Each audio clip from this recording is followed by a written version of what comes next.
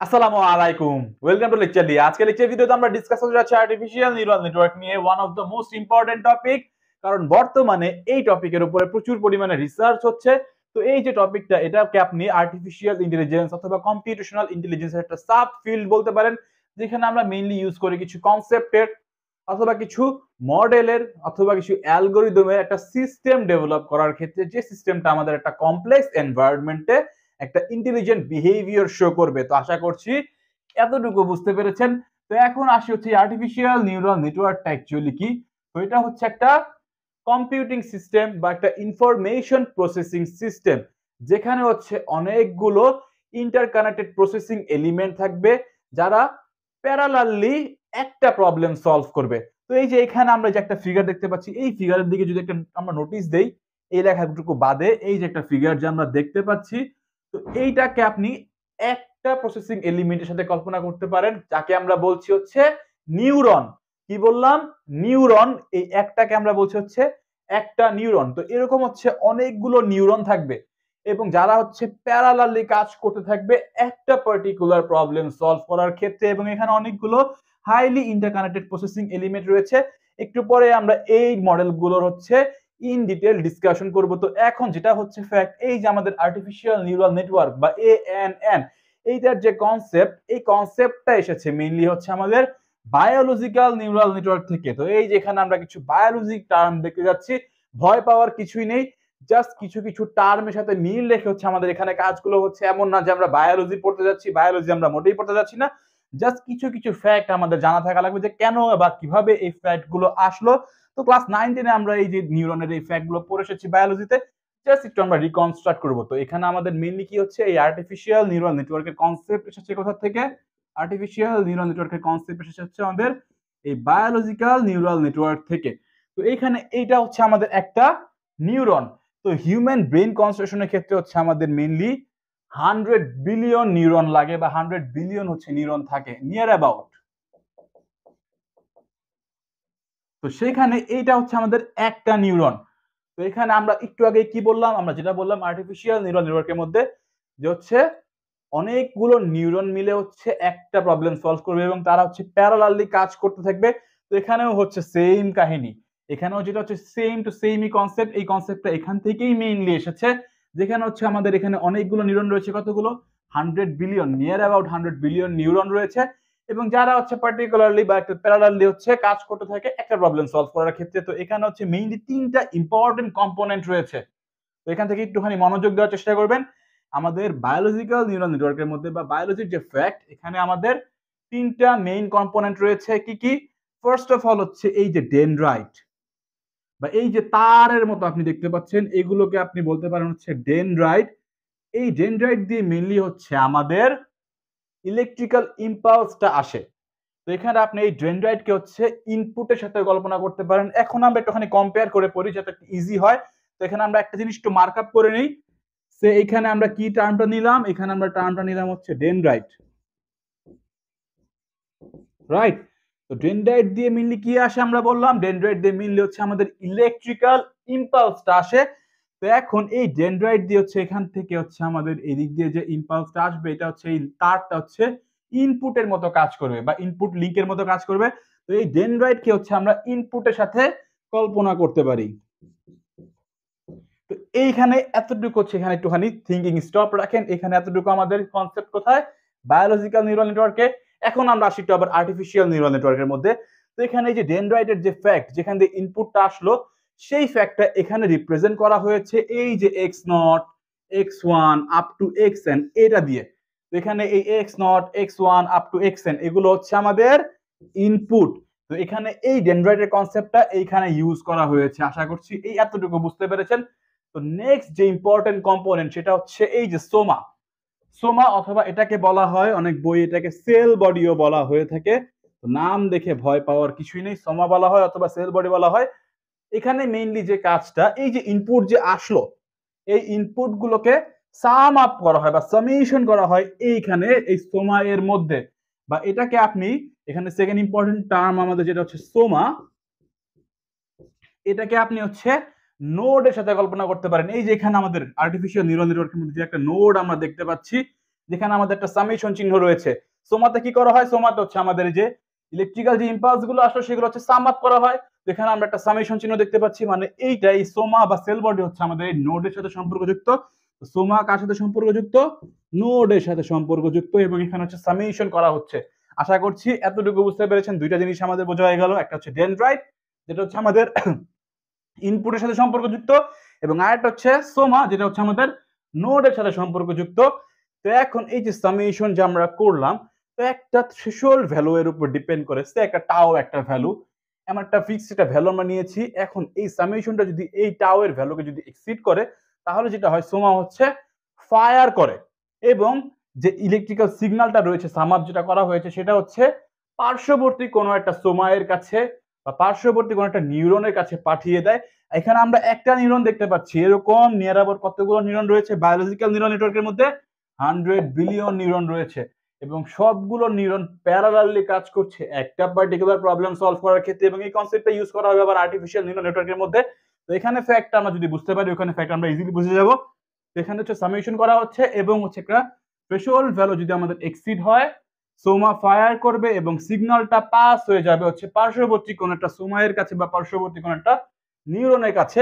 তো এই যে ফ্যাক্ট, এই ফ্যাক্টটাকে আমাদের আর্টিফিশিয়াল নিউরাল নেটওয়ার্কের মধ্যে হচ্ছে রিপ্রেজেন্ট করা হয়েছে এই অ্যাক্টিভেশন ফাংশন দিয়ে। তো হচ্ছে আমাদের যখন হচ্ছে একটা থ্রেশহোল্ড ভ্যালু এক্সিড হয়ে যাচ্ছে, তখন হচ্ছে আমাদের সোমাটা ফায়ার করছে। তো এটা আমরা কি দ্বারা রিপ্রেজেন্ট করছি? অ্যাক্টিভেশন ফাংশন দিয়ে, যেখানে এখানে একটা লিনিয়ার ইকুয়েশন ইউজ করছি আমরা, বা এখানে আমরা ইউজ করতে পারি স্টেপ ফাংশন, সিগনাম ফাংশন, বা হচ্ছে সিগময়েড ফাংশন, যেখানে একটা থ্রেশহোল্ড ভ্যালুর উপর ডিপেন্ড করছি। সে এই যে এটার ক্ষেত্রে একটা যদি আমরা বুঝি, বাকিগুলো আমরা অটোমেটিক বুঝে যাব। স্টেপ ফাংশনের ক্ষেত্রে ফাংশন অফ ওয়াই বলা হচ্ছে 1 ভ্যালু হচ্ছে আমরা পাঠাবো যদি হচ্ছে আমাদের থ্রেশহোল্ড ভ্যালু হয় 0 এর থেকে বড়, এবং আমরা 0 পাঠাবো বা 0 কল করবো বা 0 আমরা সেন্ড করবো যদি আমাদের ভ্যালু হয় 0 এর থেকে ছোট, মানে এখানে আমরা 0 কে থ্রেশহোল্ড ভ্যালু হিসেবে কাজ করছি। এরকম আমরা সিগনাম ফাংশন ইউজ করতে পারি, যেখানে আমরা টাও এর উপর একটা বা যে কোনো একটা ভ্যালুর উপর ডিপেন্ড করে কাজ করছি। অ্যাক্টিভেশন ফাংশন আমরা এতটুকু, এগুলো তেমন একটা ইম্পর্টেন্ট না, এগুলো সম্পর্কে আমরা পরবর্তী কোনো একটা লেকচার ভিডিওতে ইন ডিটেইল ডিসকাশন করব। এখানে মেইন যে ফ্যাক্ট, বোঝার মতো যেটা ফ্যাক্ট, সেটা হচ্ছে অ্যাক্টিভেশন ফাংশনটা কখন অ্যাক্টিভ হচ্ছে বা কার সাথে রিলেটেড বা কিভাবে রিলেটেড, সাম আপ হওয়ার পরে একটা থ্রেশহোল্ড ভ্যালু যদি এক্সিড হয়ে যায়, তাহলেই হচ্ছে আমাদের এই সিগন্যালটা হচ্ছে পার্শ্ববর্তী নিউরনের কাছে যাবে বা পার্শ্ববর্তী সময়ের কাছে যাবে, এবং এই ঘটনাকে আমরা বা এই ফেনোমেননকে আমরা রিপ্রেজেন্ট করছি অ্যাক্টিভেশন ফাংশন দিয়ে। এতটুকু জানলেই হবে, দ্যাটস ইট।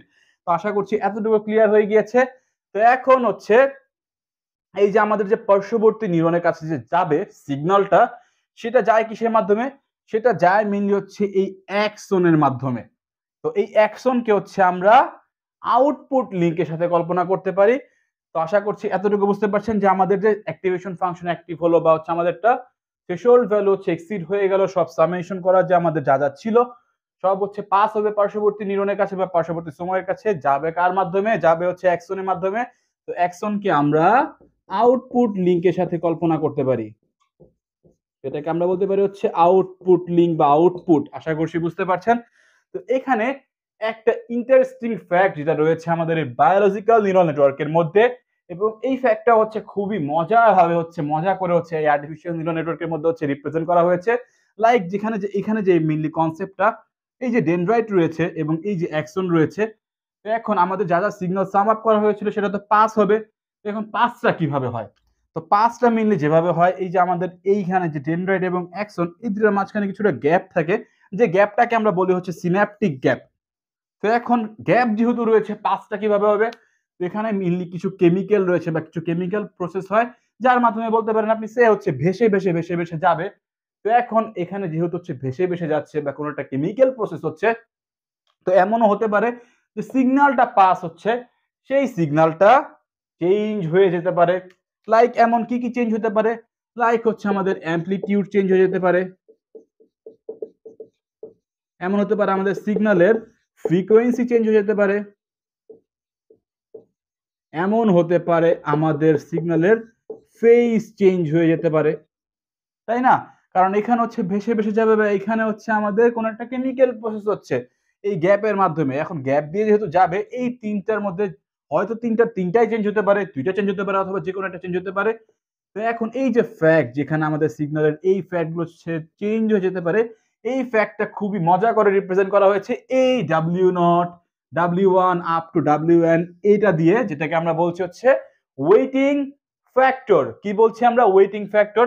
তো এই যে ফেনোমেনন সিন্যাপটিক গ্যাপের থ্রুতে যেটা হলো, সেটাকে যদি আমরা বলি সিন্যাপস,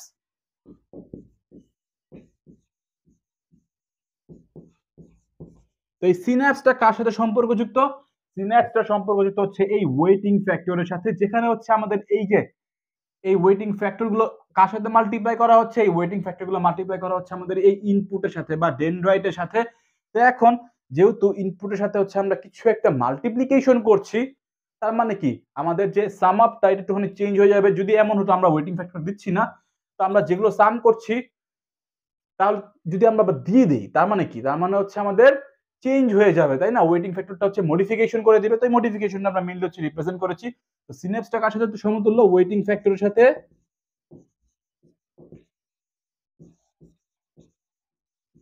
এবং এই যে ওয়েটিং ফ্যাক্টর যে আমরা মাল্টিপ্লিকেশন করলাম, যার ফলে হচ্ছে আমাদের সিগন্যাল চেঞ্জ হলো, এই সিগন্যাল চেঞ্জ সহ বা এই টোটালটা মিলেই হচ্ছে সাম আপটা হবে আলটিমেটলি।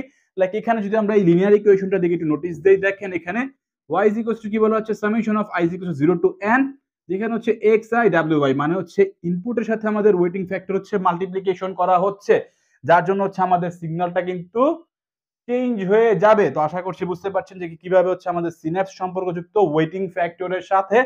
তো এই গেল হচ্ছে মোটামুটি কথাবার্তা। এবং আরেকটা ইম্পর্টেন্ট যেটা হচ্ছে ফ্যাক্ট, লাইক এই যে এখানে আমাদের যে একটা নিউরন রয়েছে, এটাকে যদি আপনি বলেন হচ্ছে এ একটা নিউরন, সে আমরা যদি বলি এরকম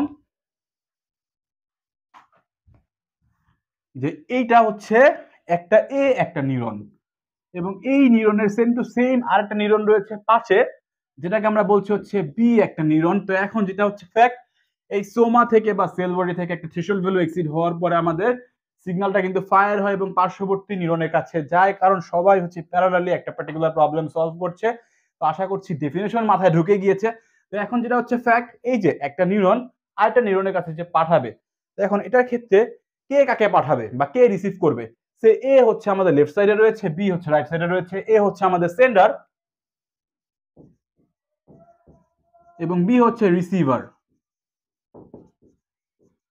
যে হচ্ছে সেন্ডার, তাকে আমরা হচ্ছে বলবো হচ্ছে প্রি সিন্যাপটিক নিউরন। কি বলবো? যে সেন্ডার তাকে আমরা বলবো হচ্ছে প্রি সিন্যাপটিক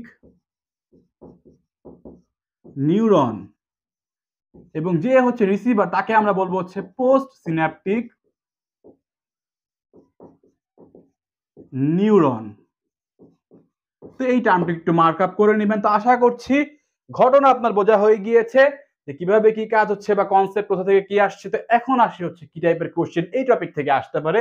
তো ফার্স্ট অফ অল আপনাকে কোশ্চেন করতে পারে আর্টিফিশিয়াল নিউরাল নেটওয়ার্ক অ্যাকচুয়ালি কি? এর উত্তর আমরা শুরুর দিকে দিয়ে দিয়েছি। দেন হচ্ছে এই যে ফ্যাক্ট গুলো, লাইক ডেনড্রাইট কার সাথে সম্পর্কযুক্ত, সোমা কার সাথে সম্পর্কযুক্ত, অ্যাক্সন কার সাথে সম্পর্কযুক্ত, সিন্যাপস কার সাথে সম্পর্কযুক্ত, এই কোশ্চেনটা আপনাকে করতে পারে। কিভাবে সম্পর্কযুক্ত আপনাকে ডেসক্রাইব করতে বলতে পারে।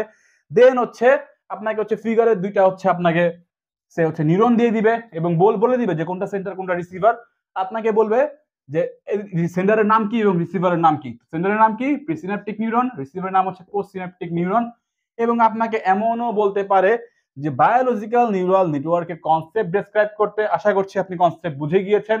এমনও বলতে পারে যে কিভাবে হচ্ছে আর্টিফিশিয়াল নিউরাল নেটওয়ার্কের কনসেপ্ট এসেছে বায়োলজিক্যাল নিউরাল নেটওয়ার্ক থেকে, তখন আপনি দুটার মধ্যে কম্পেয়ার করে এক্সপ্লেন করবেন। তো এই টাইপের কোশ্চেন এই টপিক থেকে হতে পারে। আশা করছি বুঝতে পেরেছেন। যদি আজকের লেকচার ভিডিও আপনার ভালো লেগে থাকে, সবকিছু ঠিকঠাক মতো বুঝে থাকেন, অবশ্যই ভিডিওটি লাইক দিবেন। এবং এই পর্যন্ত যদি আপনি আমাদের চ্যানেলটি সাবস্ক্রাইব না করে থাকেন, কাইন্ডলি সাবস্ক্রাইব করে নেবেন। এবং নেক্সট লেকচার ভিডিও দেখার আমন্ত্রণ জানিয়ে এখানেই বিদায় নিচ্ছি। আসসালামু আলাইকুম।